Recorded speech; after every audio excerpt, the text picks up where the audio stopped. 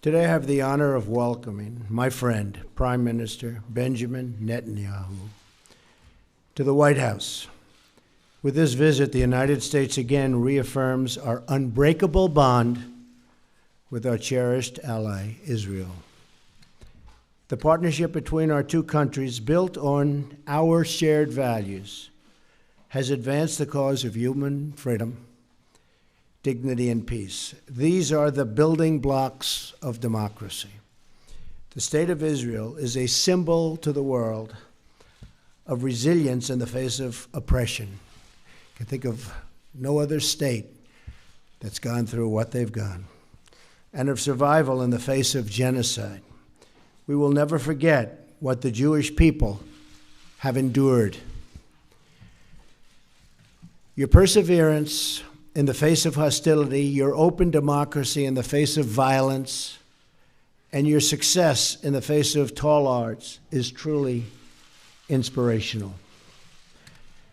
The security challenges faced by Israel are enormous, including the threat of Iran's nuclear ambitions, which I've talked a lot about.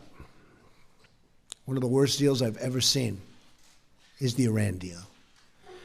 My administration has already imposed new sanctions on Iran, and I will do more to prevent Iran from ever developing, ever, a nuclear weapon.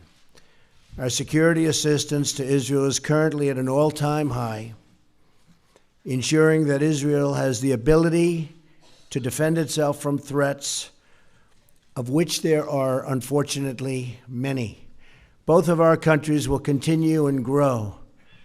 We have a long history of cooperation in the fight against terrorism and the fight against those who do not value human life.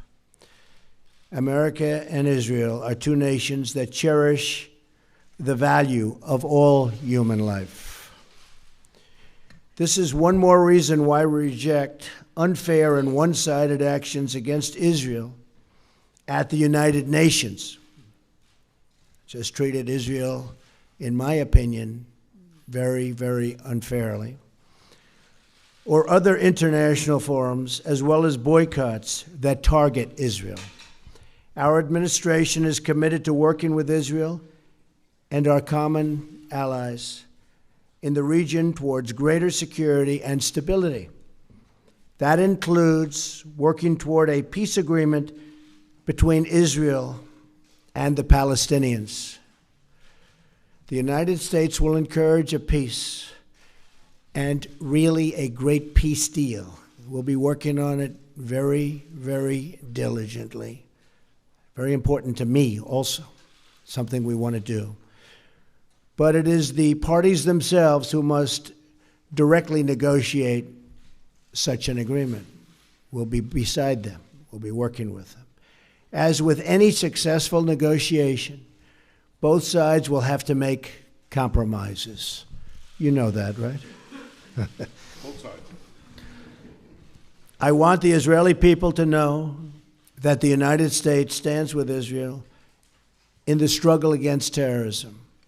As you know, Mr. Prime Minister, our two nations will always condemn terrorist acts. Peace requires nations to uphold the dignity of human life and to be a voice for all of those who are endangered and forgotten. Those are the ideals to which we all and will always aspire and commit. This will be the first of many productive meetings, and I again, Mr. Prime Minister, thank you very much for being with us today. Mr. Prime Minister, thank you.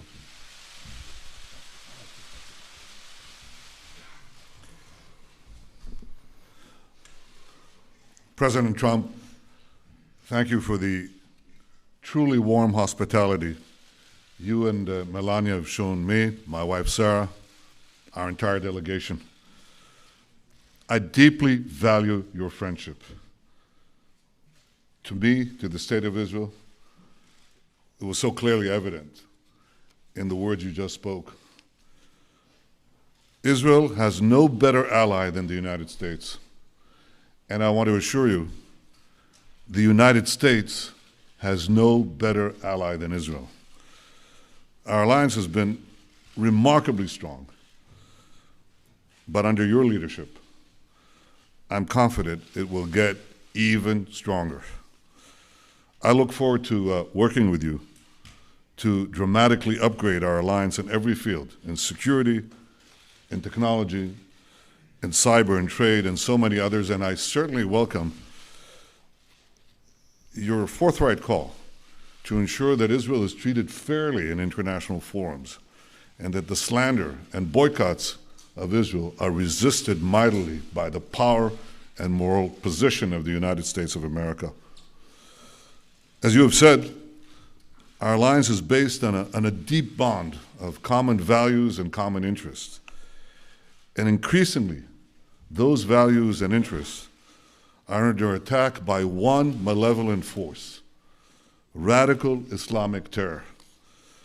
Mr. President, you've shown great clarity and courage in confronting this challenge head-on.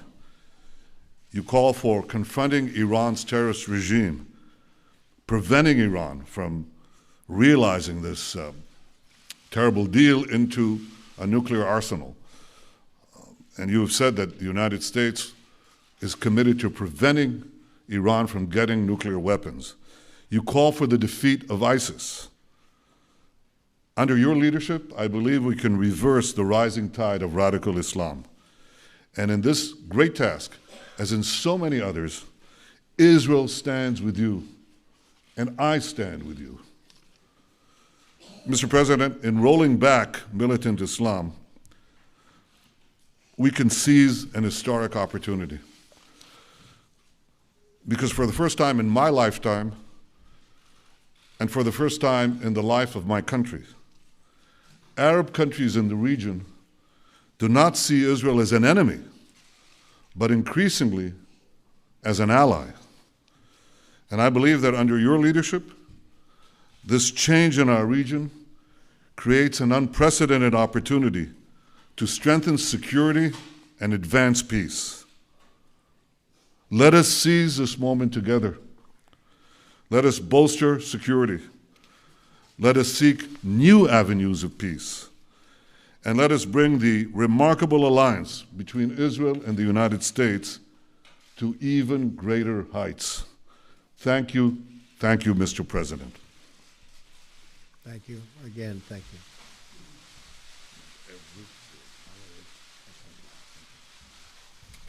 We'll take a couple of questions. David Brody, that's Christian Broadcasting. David? Thank you, Mr. President, Mr. Prime Minister. Both of you have criticized the Iran nuclear deal and at times even called for its repeal. I'm wondering if you're concerned at all as it relates to not just the National Security Advisor, Michael Flynn, who is recently no longer here, but also some of those events that have been going on with communication in Russia, if that is going to hamper this deal at all, and whether or not it would keep Iran from becoming a nuclear state. And secondly, on the settlement issue, are you both on the same page? How do you exactly term that as it relates to the settlement issue? Thank you.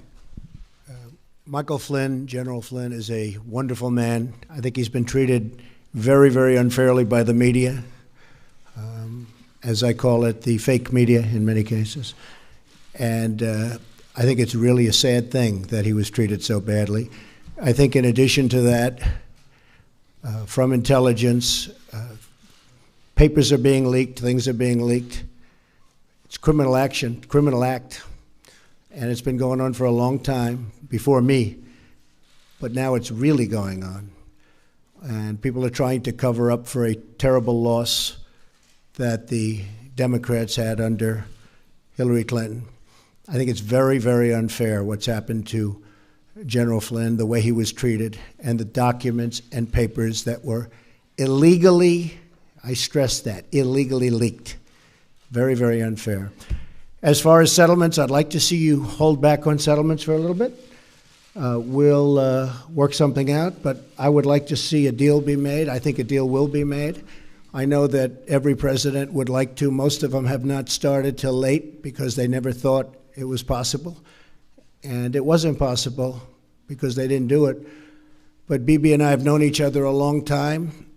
A smart man, great negotiator, and I think we're going to make a deal. It might be a bigger and better deal than people in this room even understand. That's a possibility. So let's see what we do. Let's try it. Doesn't sound too optimistic, but that's he's a good negotiator. That's the art of the deal. I also want to thank. I also want to thank Sarah. Could you please stand up? You're so lovely, and you've been so nice to Melania. I appreciate it very much.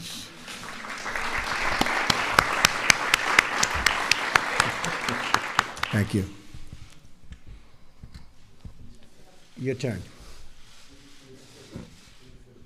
Was it Udi Segal? Yeah, please, go ahead. Thank you very much. Mr. President, in your vision for the new Middle East peace, are you ready to give up of the notion of two-state solution that was adopted by previous administration? And will you be willing to hear different ideas from the prime ministers, as some of his partners are asking him to do, for example, annexation of parts of the West Bank and unrestricted settlement constructions? And one more question, are you going to fulfill your promise to move the U.S. Embassy in Israel to Jerusalem, and if so, when? And Mr. Prime Minister, did you come here tonight to tell the President that you're backing off the two-state solution? Thank you. So I'm looking at two-state and one-state, and I like the one that both parties like. I'm very happy with the one that both parties like. I can live with either one. I thought for a while the two-state looked like it may be the easier of the two. But honestly, if Bibi and if the Palestinians, if Israel and the Palestinians are happy, I'm happy with the one they like the best. As far as the embassy moving to Jerusalem, I'd love to see that happen. We're looking at it very, very strongly. We're looking at it with great care, believe me. And we'll see what happens. Okay? Thank you. I read yesterday that an American official said that if you ask 5 people what 2 states would look like, you'd get 8 different answers. Well, Mr. President, if you asked 5 Israelis, you'd get 12 different answers. But rather than deal with labels, I want to deal with substance. And it's something I've hoped to do for years in a world that's absolutely fixated on labels and not on substance. So here's the substance. There are 2 prerequisites for peace that I laid out several years ago, and they haven't changed. First, the Palestinians must recognize the Jewish state. They have to stop calling for Israel's destruction. They have to stop educating their people for Israel's destruction. Second, in any peace agreement, Israel must retain the overriding security control over the entire area west of the Jordan River, because if we don't, we know what will happen. Because otherwise, we'll get another radical Islamic terrorist state in the Palestinian areas, exploding the peace, exploding the Middle East. Now, unfortunately, the Palestinians vehemently reject both prerequisites for peace. First, they continue to call for Israel's destruction inside their schools, inside their mosques, inside the textbooks. You have to read it to believe it. They even deny, Mr. President, our historical connection to our homeland. And I suppose you have to ask yourself, why are Jews called Jews? Well, the Chinese are called Chinese because they come from China. The Japanese are called Japanese because they come from Japan. Well, Jews are called Jews because they come from Judea. This is our ancestral homeland. Jews are not foreign colonialists in Judea. So unfortunately, the Palestinians not only deny the past, they also poison the present. They name public squares in honor of mass murderers who murdered Israelis, and I have to say, who also murdered Americans. They pay monthly salaries to the families of murderers, like the family of the terrorist who killed Taylor Force, a wonderful young American, a West Point graduate, who was stabbed to death while visiting Israel. So this is the source of the conflict. The persistent Palestinian refusal to recognize a Jewish state in any boundary, this persistent rejectionism, that's the reason we don't have peace. Now that has to change. I want it to change.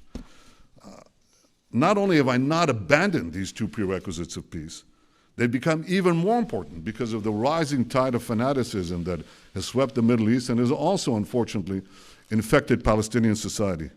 So I want this to change. I want those two prerequisites of peace, substance, not labels. I want them reinstated. But if anyone believes that I, as Prime Minister of Israel, responsible for the security of my country, would blindly walk into a Palestinian terrorist state that seeks the destruction of my country, they're gravely mistaken. The two prerequisites of peace, recognition of the Jewish state, and Israel's security needs west of the Jordan, they remain pertinent. We have to look for new ways, new ideas on how to reinstate them and how to move peace forward. And I believe that the great opportunity for peace comes from a regional approach, from involving our newfound Arab partners in the pursuit of a broader peace and peace with the Palestinians. And I greatly look forward to discussing this in detail with you, Mr. President, because I think that if we work together, we have a shot. And we have been discussing that, and it is something that is very different, hasn't been discussed before, and it's actually a much bigger deal, a much more important deal in a sense. It would take in many, many countries, and it would cover a very large territory. So I didn't know you were going to be mentioning that, but that's now that you did, I think it's a terrific thing. And I think we have some pretty good cooperation from people that in the past would never, ever have even thought about doing this. So we'll see how that works out. Okay. Katie from Town Hall. Where's Katie? Right there. Katie? Thank you, Mr. President. You said in your earlier remarks that both sides will have to make compromises when it comes to a peace deal. You mentioned a halt on settlements. Can you lay out a few more specific compromises that you have in mind, both for the Israelis and for the Palestinians? And Mr. Prime Minister, what expectations do you have from the new administration about how to either amend the Iran nuclear agreement or how to dismantle it altogether, and how to overall work with the new administration to combat Iran's increased aggression, not only in the last couple of months, but the past couple of years as well? It's actually an interesting question. I think that the Israelis are going to have to show some flexibility, which is hard. It's hard to do. They're going to have to show the fact that they really want to make a deal. I think our new concept that we've been discussing actually for a while is something that allows them to show more flexibility than they have in the past, because you have a lot bigger canvas to play with. And I think they'll do that. I think they very much would like to make a deal, or I wouldn't be happy and I wouldn't be here and I wouldn't be as optimistic as I am. I really think I can tell you from the standpoint of Bibi and from the standpoint of Israel, I really believe they want to make a deal and they'd like to see the big deal. I think the Palestinians have to get rid of some of that hate that they're taught from a very young age. They're taught tremendous hate. I've seen what they're taught. And you can talk about flexibility there too, but it starts at a very young age, and it starts in the schoolroom. And they have to acknowledge Israel. They're going to have to do that. There's no way a deal can be made if they're not ready to acknowledge a very, very great and important country. And I think they're going to be willing to do that also. But now I also believe we're going to have, Katie, other players at a very high level, and I think it might make it easier on both the Palestinians and Israel to get something done. Okay? Thank you. Very interesting question. Thank you. You asked about Iran. One thing is preventing Iran from getting nuclear weapons, something that President Trump and I think are deeply committed to do, and we are obviously going to discuss that. I think beyond that, President Trump has led a very important effort in the past few weeks. Just coming into the presidency, he pointed out there are violations, Iranian violations on ballistic missile tests. By the way, these ballistic missiles are inscribed in Hebrew. Israel must be destroyed. The Iranian Foreign Minister Zarif said, well, our ballistic missiles are not intended against any country. No. They write on the missile in Hebrew, Israel must be destroyed. So challenging Iran on its violations of ballistic missiles, imposing sanctions on Hezbollah, preventing them, making them pay for the terrorism that they foment throughout the Middle East and beyond, well beyond. I think that's a change that is clearly evident since President Trump took office. I welcome that. I think it's, let me say this very openly, I think it's long overdue.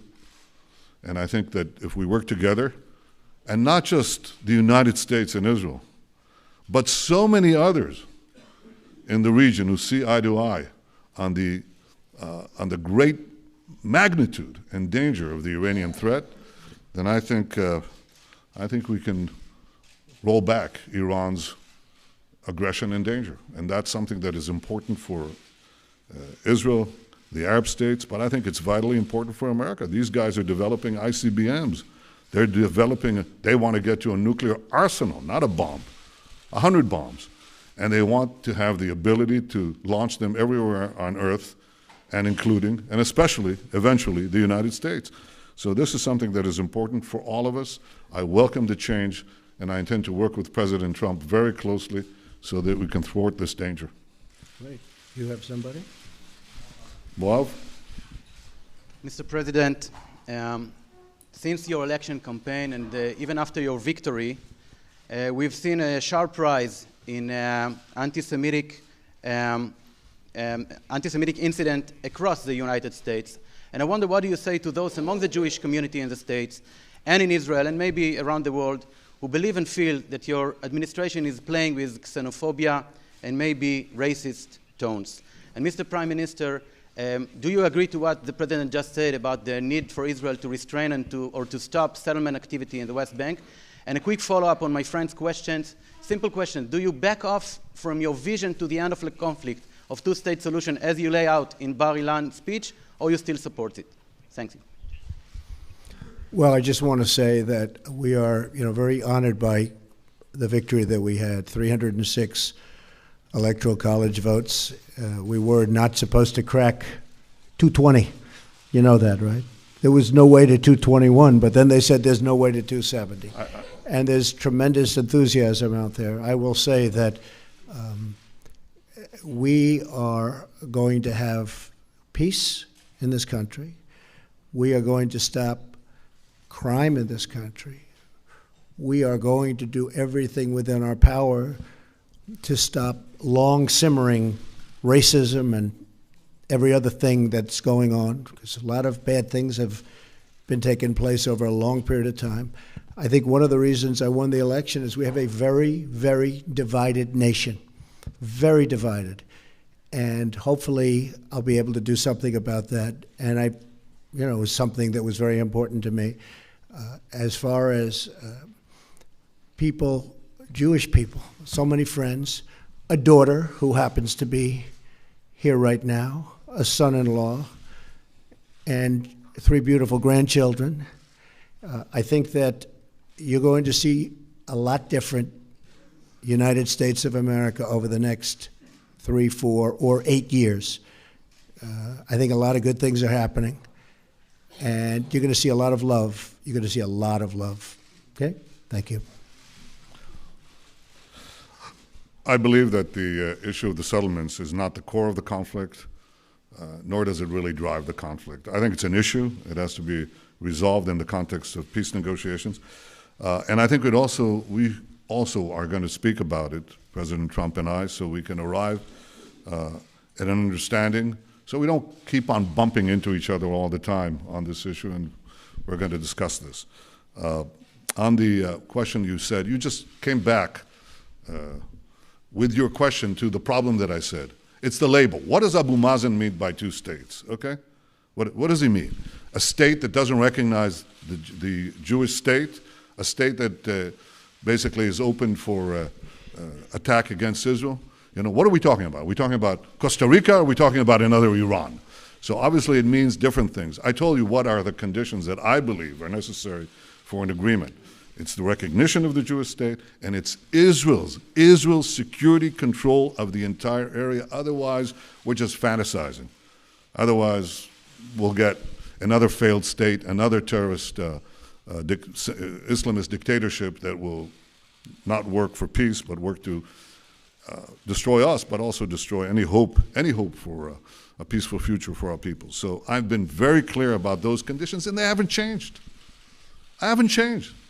If you read what I said 8 years ago, it's exactly that. And I repeated that again and again and again. If you want to deal with labels, deal with labels. I'll deal with substance.